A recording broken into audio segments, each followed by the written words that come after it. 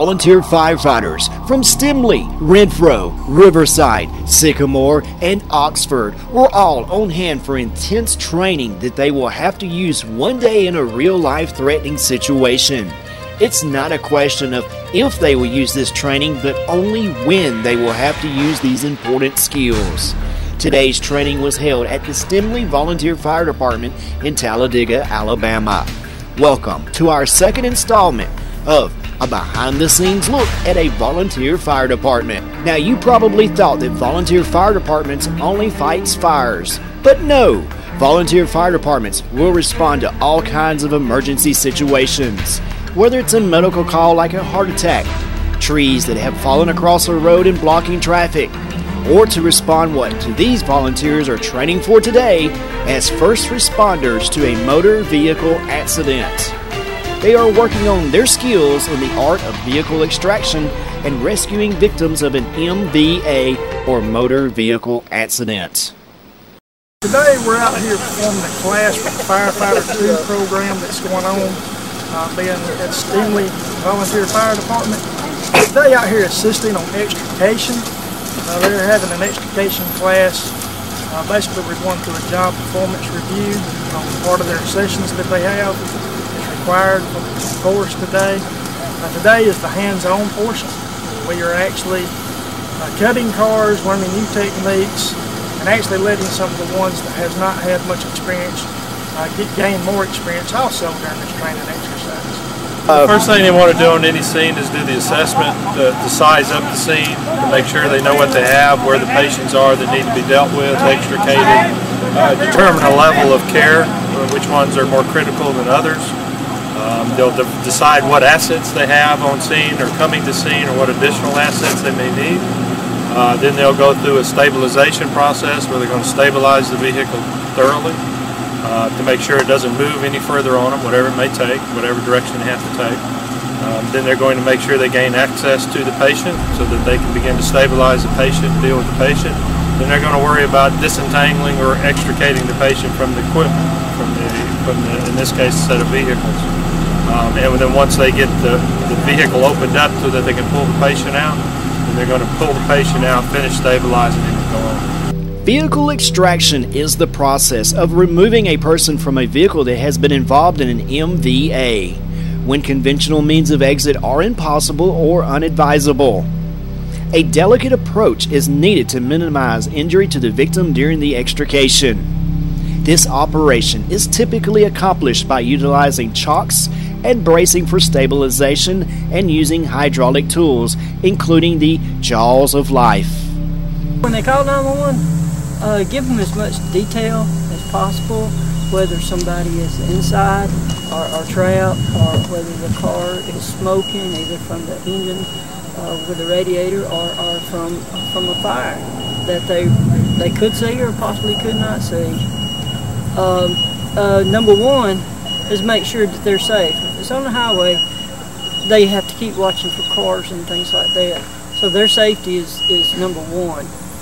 And just make sure you relay all this information that you see and found to the 911 operator, and she'll get it to us. Specialized tools are used by the fire department in gaining access to their trapped victim. Now, let's take a look at some of these tools that are used for rescuing and also allow the volunteers to demonstrate them.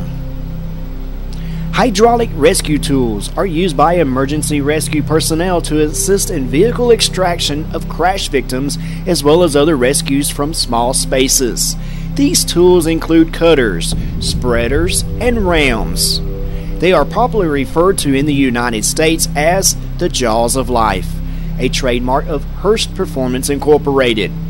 The jaws of life was first used in 1963 as a tool to free race car drivers from their vehicles after accidents. Hydraulic rescue tools are powered by a hydraulic pump through the use of engine power. Sometimes these devices are built into the rescue or fire truck. Basically, the number one thing is going to be safety. You always want to make sure everybody's going to be safe. Basically, just going to demonstrate how to extricate the victim out of a vehicle today. My department carries AMCUS. We have a spreader, a cutter, and a ram. spreader is used mainly to move apart pieces, displaced metal, as you would put it. You use the cutter to cut different pieces, such as your roof. If you wanted to remove the roof, you cut A post, B post, stuff like that. And then we have the ram, which really all it's used for is to push apart over a greater distance than the spreader would. The hydraulic spreader was originally developed in 1972 by Tim Smith and Mike Brick, who later developed a cutter and a hydraulic ram. When an occupant is trapped, the tool is used to pry or cut the car to remove the occupant. It takes about 2 minutes to take a roof off a car. Now, the cutter is a hydraulic tool which is designed to cut through metal, a hydraulically powered shears. It is often called a crab cutter, owing to the shape and configuration of its blades, sometimes specified as to its capacity to cut a solid circular steel bar. These are mostly used to cut through a vehicle structure in an extrication operation. A spreader is a hydraulic tool designed with 2 arms which come together in a narrow tip and uses hydraulic pressure to separate or spread the arms. The tip of the tool can be inserted into a narrow gap between the 2 vehicle panels, such as 2 doors or between a door and a fender. When the tool is operated, the arms are open, pushing apart the metal in the panels. Spreaders may be also used to pop vehicle doors from their hinges. A ram is a hydraulic tool similar to a car jack that is used to push apart wreckage, such as lifting the dashboard or steering wheel away from the victim.